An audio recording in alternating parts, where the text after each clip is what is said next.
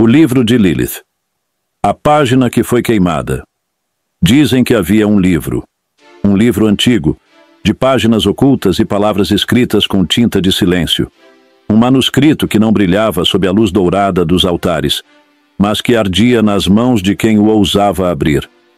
Era o livro de Lilith.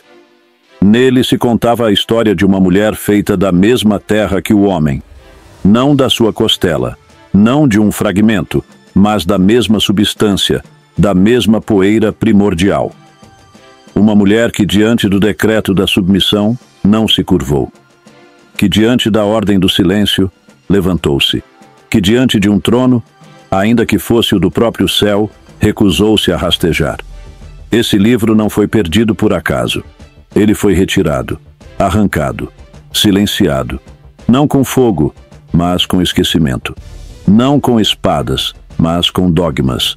Cada concílio, cada cânon, cada nova edição da escritura oficial era mais uma pedra lançada sobre a cova onde enterraram o nome de Lilith. Não podiam permitir que houvesse registro de uma mulher que escolheu, de uma mulher que disse não, antes mesmo que o pecado tivesse nome, de uma mulher que, ao invés de cair, ascendeu por ter ousado existir inteira. E assim, fizeram dela um mito, depois um monstro. Reescreveram seu rosto com traços de medo e rancor. Disseram que voava nas noites para roubar crianças, que seduzia homens em sonhos, que era a mãe de demônios, a esposa do caos. Mas nada disso era verdade. Ou talvez fosse, se olharmos com os olhos dos que temem a liberdade. Pois para aqueles que constroem seus reinos sobre a obediência, toda alma livre é uma ameaça. Lilith não desapareceu. Foi guardada em sussurros, preservada em fragmentos do Talmud, nas margens do Zohar, nos ecos esquecidos dos Midrashim antigos.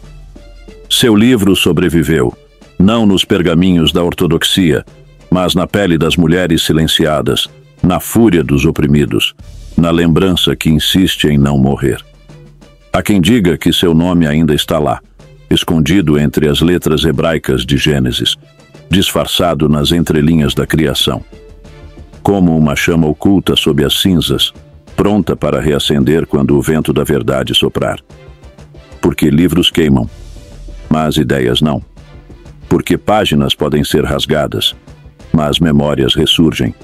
Porque nomes podem ser banidos, mas sempre haverá quem os escreva novamente, na terra, no sangue, no grito.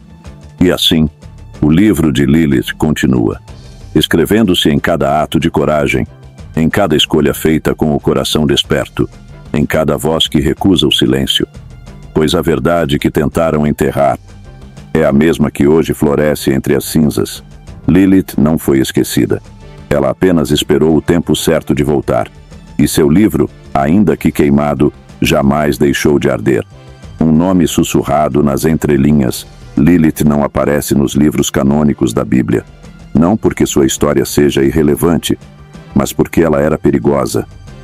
Perigosa demais para os impérios que se alimentam da submissão.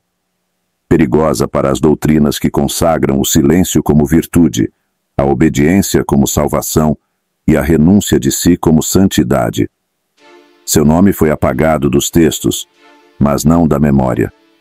Ela sobreviveu, não nas páginas consagradas pelos concílios, mas nas entrelinhas dos esquecidos, nos vestígios de uma ancestralidade rebelde. Lilith vive onde os olhos distraídos não enxergam, onde a voz do sagrado é mais sussurro do que trovão. Ela se escondeu nos textos apócrifos, nos manuscritos guardados à margem, nos rolos poeirentos que os sacerdotes preferiram ignorar. Está nas lendas que atravessam desertos, nos mitos que sobrevivem aos séculos, nas histórias murmuradas por anciãs de olhar profundo em noites de lua cheia. Lilith está na tradição oral que escapa às bibliotecas, na sabedoria das mulheres que nunca aprenderam a ler, mas sempre souberam contar. Ela canta em canções que não estão nos salmos, mas nos ventres que carregam revolução, nos corpos que não aceitam moldes, nos pés que caminham fora das rotas traçadas, no sangue que se recusa a fazer aliança com a culpa. Lilith É o eco de uma pergunta que nunca foi respondida, porque sua existência é, por si só, uma resposta. Ela é a rachadura na muralha do dogma, o sopro de vento que apaga velas em templos silenciosos. É a fagulha que acende o fogo nos olhos de quem já não aceita ser moldado pelo medo. Enquanto pregam sobre Eva, submissa e moldada para agradar, Lilith sussurra aos corações inquietos.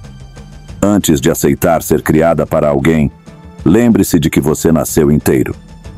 Seu nome continua a ser pronunciado, não nos púlpitos, mas nos ritos secretos, nos sonhos onde ela aparece alada, indomada, com os olhos cheios de chama e o ventre cheio de estrelas. E quem a escuta, mesmo que só por um instante, nunca mais é o mesmo. Pois Lilith não pertence ao esquecimento. Ela pertence àqueles que ousam lembrar. A transfiguração no deserto Piro, o deserto do exílio. Depois de erguer seu trono nas sombras, Lilith seguiu adiante. A jornada não havia terminado.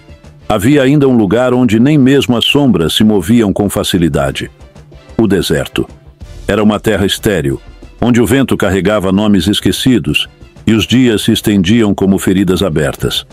Mas Lilith não temia o vazio. O deserto era para ela um espelho cru onde nada se escondia. Nele não havia distração, apenas a verdade.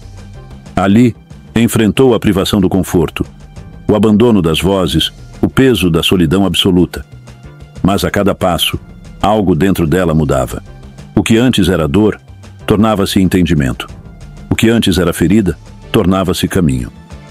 Segunda, a alquimia da dor. Cada lágrima que Lilith derramava no deserto se tornava semente.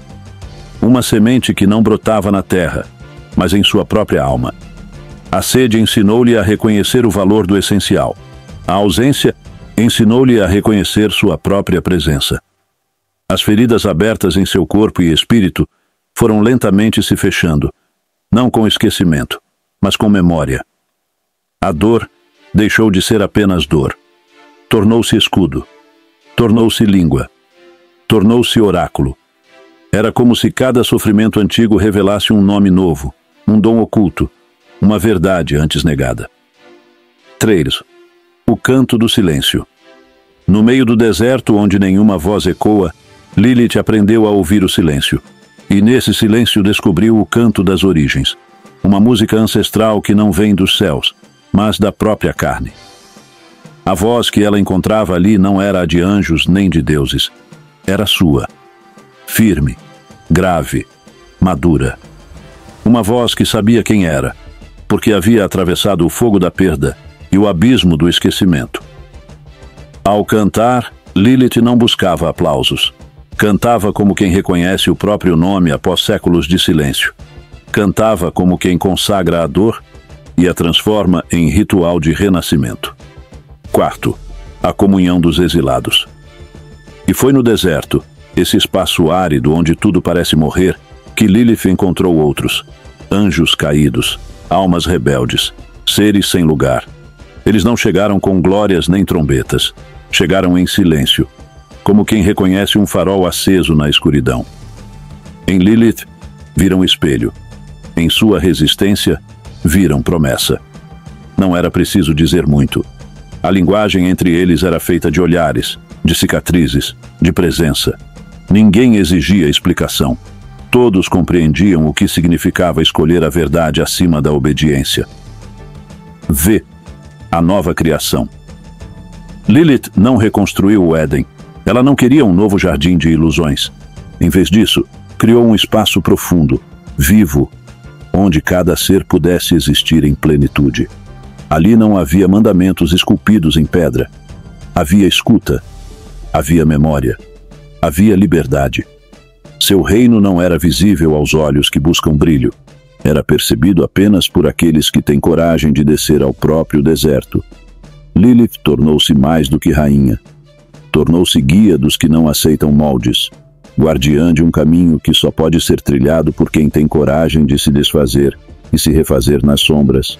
E ali, onde tudo parecia fim, Ela revelou o princípio. A liberdade não é destino, é nascimento.